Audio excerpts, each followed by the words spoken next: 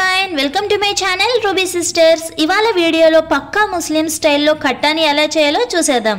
ఈ కట్టాని మనం బిర్యానీలోకి చేసుకుంటే అసలు కర్రీతో అవసరమే ఉండదండి, అంత బాగుంటుందన్నమాట. మరి ఈ కట్టాని ఎలా చేయాలో వీడియోలో చూసేద్దాం. ముందుగా పచ్చిశనగపప్పు తీసుకోండి. ఒక హాఫ్ కిలో వరకు కూడా పచ్చిశనగపప్పు నేనైతే తీసుకున్నాను. పచ్చిశనగపప్పుని వాటర్తో బాగా వాష్ చేసి తీసేసుకోండి. ఇలా వాష్ చేసేసిన తర్వాత మీరు ఒక కప్పు తీసుకుంటే కనుక ఒక 2 కప్పుల వరకు కూడా పచ్చిశనగపప్పుకి వాటర్ అనేది సరిపోతుందండి. కరెక్ట్గా వాటర్ వేసేసి ఒక 1 అవర్ పాటు కూడా నానబెట్టేసుకోండి. అది నానిపోయిన తర్వాత మూత పెట్టేసుకుని విజిల్ పెట్టేసుకోండి. హై ఫ్లేమ్లో ఒక 4-5 విజిల్స్ అయితే కరెక్ట్గా సరిపోతుంది. తర్వాత చింతపండుని కూడా నానబెట్టేసుకోండి. నేనైతే ఒక 100 గ్రామ్స్ వరకు అయితే చింతపండుని నానబెట్టేసుకున్నాను. ఆ తర్వాత మీడియం సైజ్వి ఒక 4 వరకు కూడా ఉల్లిపాయలు తీసుకోండి. మీడియం సైజ్ టమాటాలు 3, ఒక 4 వరకు కూడా పచ్చిమిర్చి, ఒక 2 వంకాయలు, 1 ములక్కాయ, 1 ఆనపకాయ అనమాట. ఆనపకాయ చిన్నదైతే ఒకటి సరిపోతుంది, పెద్దదైతే సగం వేసుకోండి. కొంచెం కొత్తిమీర, కొంచెం పుదీనా, ఇవన్నీ చిన్న చిన్నగా కట్ చేసుకుని పక్కన పెట్టేసుకోండి అనమాట. ఇప్పుడు మటన్ బోన్స్ తీసుకుంటున్నానండి. మటన్ బోన్స్ ఫ్యాట్ ఈ రెసిపీలోకి ఇవే మెయిన్ ఇంగ్రీడియంట్ అండి. దీనివల్లే టేస్ట్ వచ్చేస్తుంది అనమాట. ఇవి బాగా వాష్ చేసుకుని 1 టేబుల్ స్పూన్ వరకు కూడా అల్లం వెల్లుల్లి పేస్ట్ యాడ్ చేసుకుని అవన్నీ ములిగేంత వరకు వాటర్ యాడ్ చేసేసుకుని ఇప్పుడు విజిల్ పెట్టేసుకోండి. హై ఫ్లేమ్లో 10 విజిల్స్ అయితే కరెక్ట్గా సరిపోతుంది అనమాట. చూసారా, ఈ విధంగా మెత్తగా అయిపోవాలన్నమాట. ఇప్పుడు మనం నవిలితే అది బాగా స్మాష్ అయిపోవాలన్నమాట.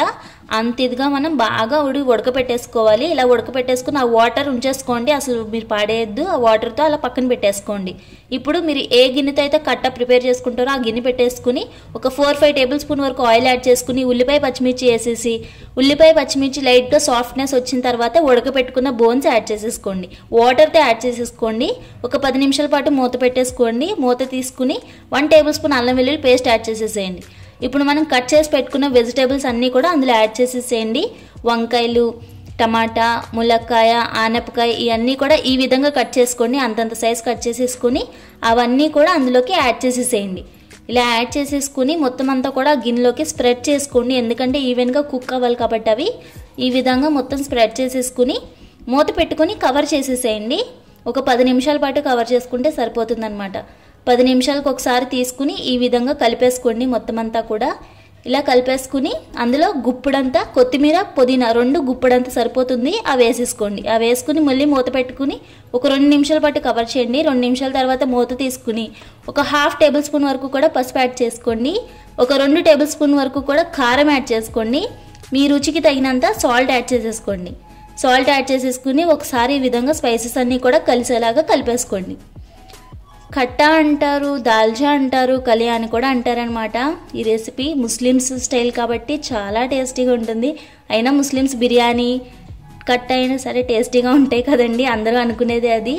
ఈ విధంగా ముక్కలన్నీ కూడా ములిగేంత వరకు కూడా వాటర్ యాడ్ చేసుకోండి. ఈ విధంగా కొంచెం యాడ్ చేసుకోండి. ఇలా యాడ్ చేసేసుకుని మూత పెట్టుకుని కవర్ చేసేసేయండి. ఈ టైంలో మనం ఈ విధంగా ఉడికిపోతుంది కదండి పచ్చిశనగపప్పు, ఇదంతా కూడా మనం మిక్సీలోకి యాడ్ చేసేసుకోండి. మిక్సీలోకి యాడ్ చేసుకుని మొత్తం అంతా కూడా బాగా మెత్తగా అయ్యేలాగా మనం మిక్సీ పట్టేసుకోండి. ఈ విధంగా మిక్సీ పట్టేసిన తర్వాత ఒకసారి మూత తీసుకోండి. కట్టది మూత తీసుకుని ఈ విధంగా ఉడికి పట్టిన తర్వాత మనం గ్రైండ్ చేసి పెట్టుకున్నది ఉన్నది కదా పచ్చిశనగపప్పు క్యూరీ, అది యాడ్ చేసేసేయండి. ఈ లోపల మనం చింతపండు గుజ్జు కూడా తీసేసుకుని అది కూడా యాడ్ చేసేసుకోండి. చింతపండు ఇంత అంతా ఉండదు, మీ రుచికి తగినంత పులుపు ఎంత తీసుకుంటారో అంతవరకు యాడ్ చేసేసి వాటర్ కూడా యాడ్ చేసేసి ఈ కన్సిస్టెన్సీ వచ్చేంత వరకు వాటర్ యాడ్ చేసేసుకోండి.